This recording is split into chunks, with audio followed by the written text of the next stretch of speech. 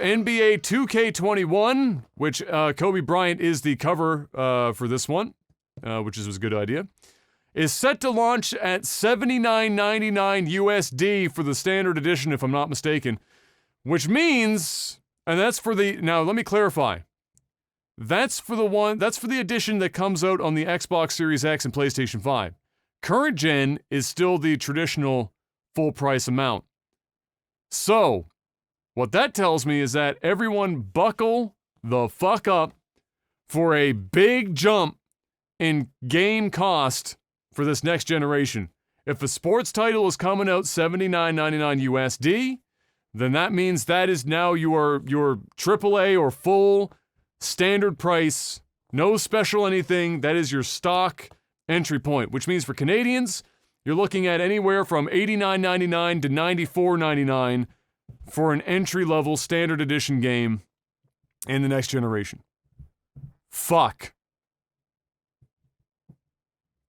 Yeah, I got Last of Us 2, and I was too lazy to go on the store and search it, so I just went to the store and clicked on what's hot, and I knew that Last of Us 2 would be on the front, so I clicked on that and I just bought it.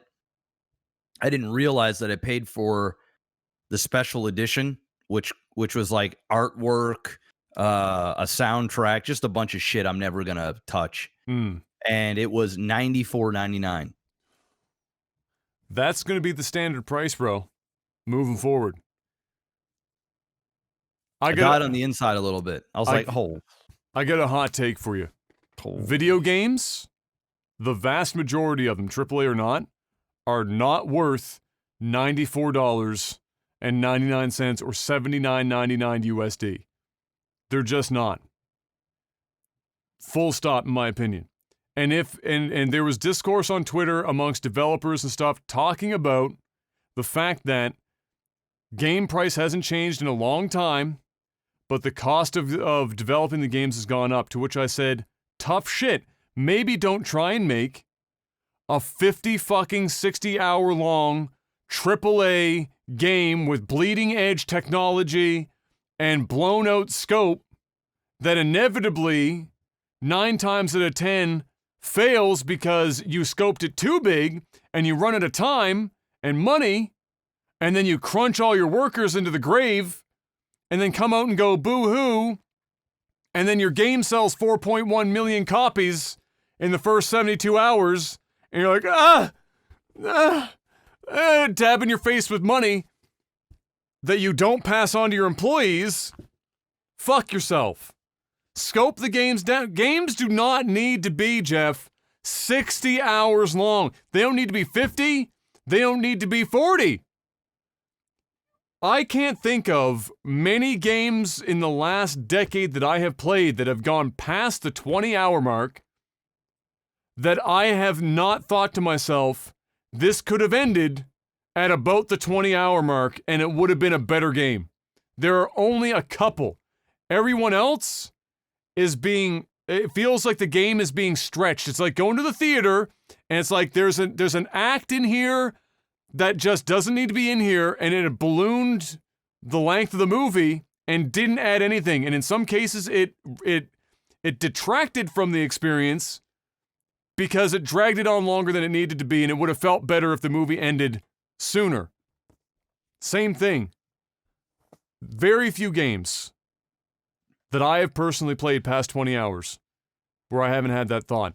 And with all the talk about burnout and all this other shit, it is painfully obvious that the games industry is scoping out too fucking far and needs to claw it back. And this is an example of them ignoring that and trying to cover themselves by simply increasing the cost by $10 or $20 a pop and perpetuating the bullshit. I'm gonna keep it extra real before I hand it off to you to see if you have anything to say about this. Sports games are really not worth $79.99 US dollars. They are almost categorically the same fucking game with almost no difference year on year. If you're lucky, once every 3 to 5 years, you will have a substantial enough change within the game that you would want to buy into the next one other than being a major sports fan that just wants the latest roster, and that's the show. Graphically, fucking same. Voiceover work for the commentators, honestly, it's gotten worse. All the microtransactions and the card games and the other bloated bullshit. Casinos, where like the last NBA was literally just a casino game that just so happened to have a basketball game attached to it. It's not worth $79.99. Unfortunately, Adam is saying current games are not worth $100, but then saying they should be much smaller in scope. That doesn't make any sense. How does that not make sense? If the games are smaller in scope, they're not worth $100 now because they're not good games for the money. You're paying for games that are too big in scope so that the quality is down, is what I'm saying. Paying $79 for NBA 2K21 is not value in any way, shape, or form. It's terrible value for the fucking money. Well, it also costs them more money to develop a really long game opposed to, a smaller game. So you bring the scope down, the development cost goes down, the quality goes up, the development time also can tend to go down, and you don't have to charge $100 fucking for a 12-hour long campaign with multiplayer or an 80-hour long game that stopped being good at hour 30. Like, and you got to keep in mind that these are the people saying that it's getting hard, but you're paying $79.99, and then their game is getting chock full of microtransactions and battle passes and expansions and reach arounds and complimentary blowjobs that they in the fine print charge you fucking $50 for, and they milk you for so much more money than just the $79. They get you for a ton more money, and they know that they only need a couple of whales to make it up. Nobody's hurting in the game industry except for the employees making the fucking games. People at the top and developers and publishers are reaping all the benefits of this extra added cost and passing almost none of it on to the people making the games. And so if they can't do that, they can't be asked to do that, then they better pull back the fucking scope so they're not killing their employees that they're not passing the profit on to. I don't understand how that doesn't make any sense as far as like the scope being, regardless. It's crazy. What's your take on games in the future, in this next gen, being $94.99? I know personally, if I wasn't buying games to stream or review, and even reviewing the games, I'm going to have to be fucking like real specific about what games I'm buying. Because for after tax pushing 120, fuck. It ain't cheap. It ain't cheap. What's the attach rate on consoles going to be at that much money for a fucking game? Yeah, you see, I get what you're saying, and I'm kind of with you. I mean, the prices, yeah, I mean, $89.99, $94.99, this is Canadian dollars. It's a lot. My heart sunk a little bit when I found out, and I was just going so fast. Like I was just buy, install, let's go. And it just, because I have my PlayStation hooked up to like, you got a credit card on file, you just click it and it just, and that's for shit that you weren't going to use, but that's for a deluxe edition. We're talking not the same price. Yeah. For the entry, you're walking through the gate. Yeah, I'm conflicted. So I'm with you on one point where some video games are just long for the sake of being long. And they're doing that because I think there's pressure within the game companies to give people more, even though the more that they're giving is just more of the same. And I've seen this many, many, many, many times where you're playing a game and it's super exciting and fun for 4 to 6 hours, and it's unique and it's engaging. And then it's the same 4 to 6 hours 3 or 4 more times. And it's just very repetitive, and it's just long for the sake of it being long. On the flip side, and you know what? Before I go on the flip side, I'll make this analogy. A lot of video games these days, and I'm actually feeling it with The Last of Us. I'm probably 10, 11 hours into The Last of Us now, and I think it's a 20-hour game. Do I feel like it's too long? I wouldn't say that yet, but I have a feeling that it is going to feel that way by the time I'm done, because I'm so far in now and only so much has happened, and I feel like there's so much more to be said and done in the game that by the time I get to the end, it's going to feel long. I find some video games, a lot of video games that are coming out, like all-you-can-eat buffets. And if you ever gone to an all-you-can-eat buffet, there's tons of food. If you're going to a good one, there's all kinds of variety.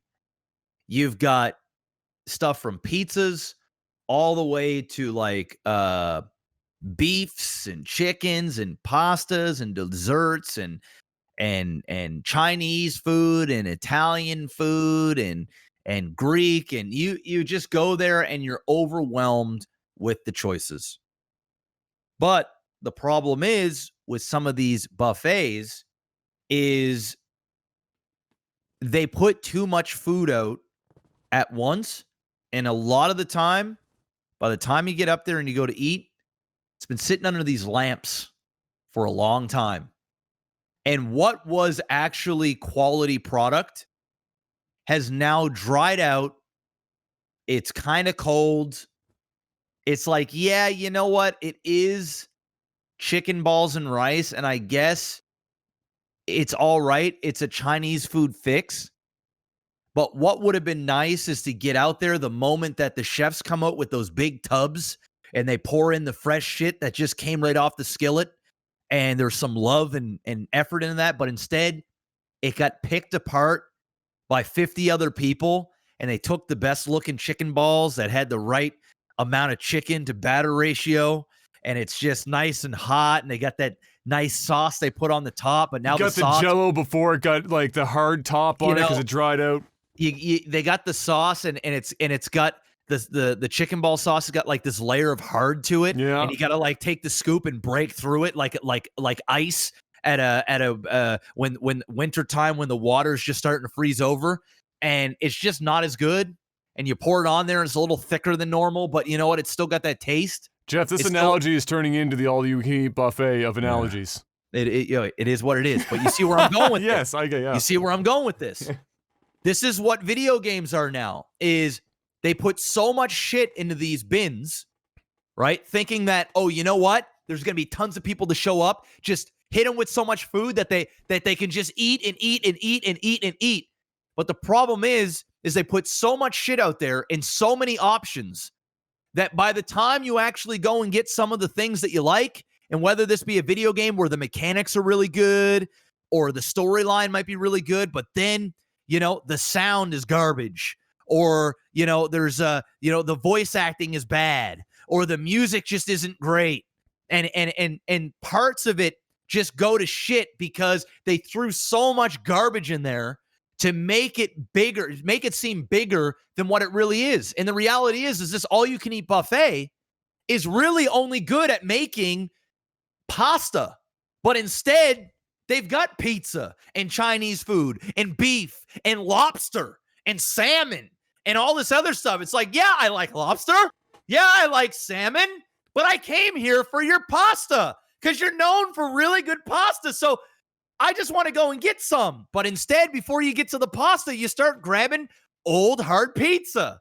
You start going through the chicken balls with the sauce you got to break through first. And by the time you get to the pasta, your plate's already full. And now you only got enough for a few bow ties. You haven't even hit dessert. You haven't even got the dessert yet. And you get to the table and you start eating the pizza and you're like, oh, you know what? Well, I'm so hungry right now. I've been waiting for this game for so long.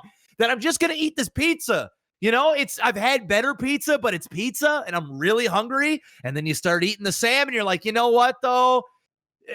I'll take a few bites of that. Let me go try the lobster here. Lobster tails. Okay, the lobster tails is, you know what? It's lobster, but I wish it had a little bit more butter on it. I don't know. You know what? Let me get to the pasta because this is what we came here for. And then you get to the pasta and you realize it's dry.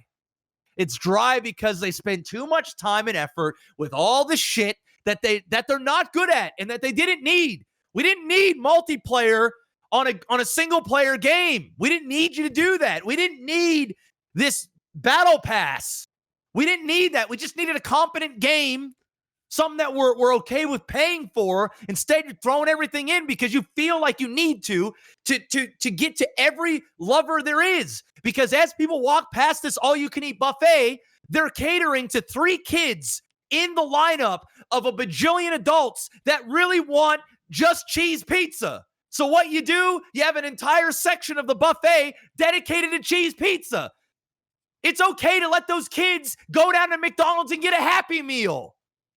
Cater to the ones that want what they want. They want your pasta. You're really good at it. So give us bow tie. Give us linguine. Give us spaghetti with those big meatballs and the awesome sauce. Give me some bolognese. Give me some white sauce. Give me it all. Give me pasta. It's what I'm here for. But instead, I'm getting a whole lot of shit I don't need. And now I'm full up on the shit that I didn't want. But I took it because I'm hungry. And now I'm angry. And I feel unsatisfied. And I ate too much shit at the buffet and my asshole's going to be on fire. Is that a really long way of saying that games are scoping too big? Yes. Okay. That's where I'm going with it. Okay. I agree. That's where I'm going. I agree. And thus they feel like they need these games to be $100. And if they just narrow down the scope. Yes. And just knew their audience and catered to their audience instead of just trying to get every Fortnite player. Yes. It'd probably be a little bit cheaper. Yes. Their Jeff, employees everyone probably wants wouldn't want to quit. Everyone wants every game to make $6 trillion. Yes. And that's where you get the publisher comes down and says, I see what you're doing. And you are good at that pasta.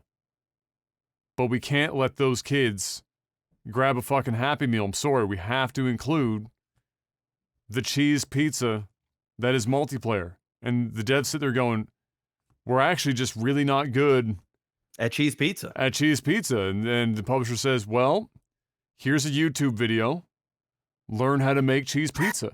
The Fortnite kids really love cheese pizza. And so you're going to have to make some cheese fucking pizza. I'm sorry. So the stockholders go, I want cheese pizza, damn it.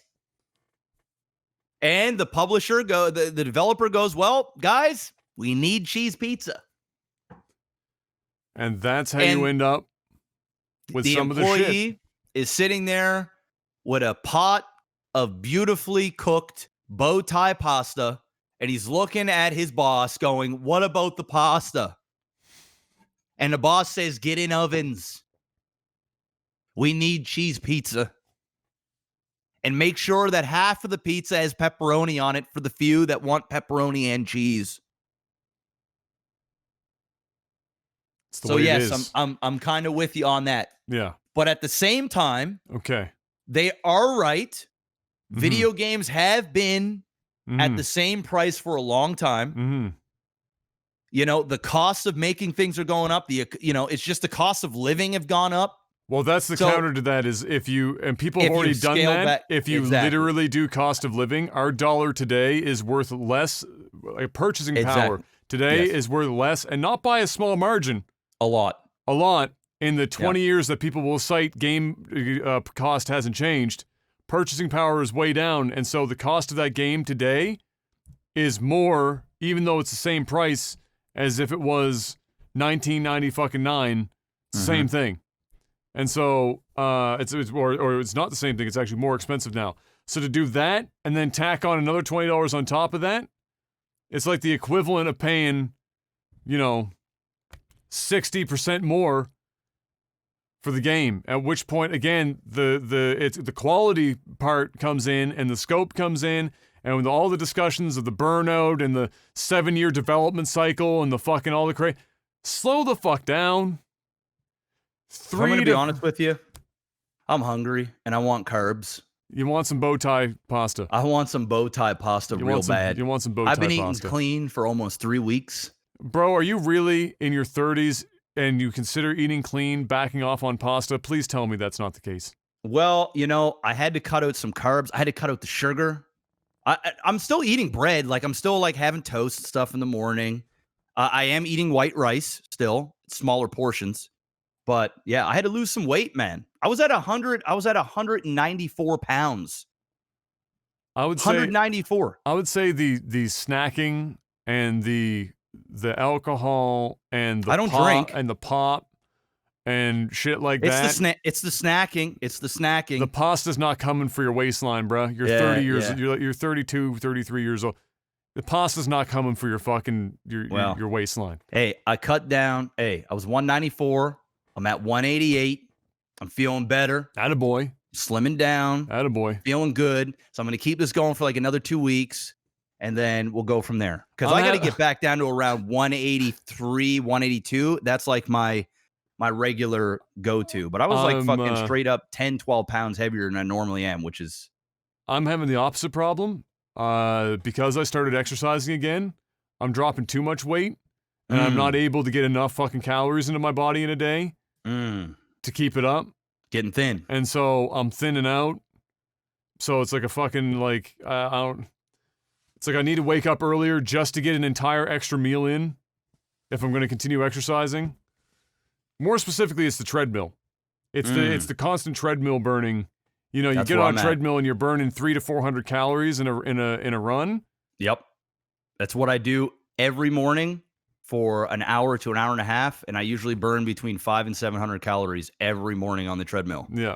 And it's just been coming off. That'll do it. Yep. And it feels good.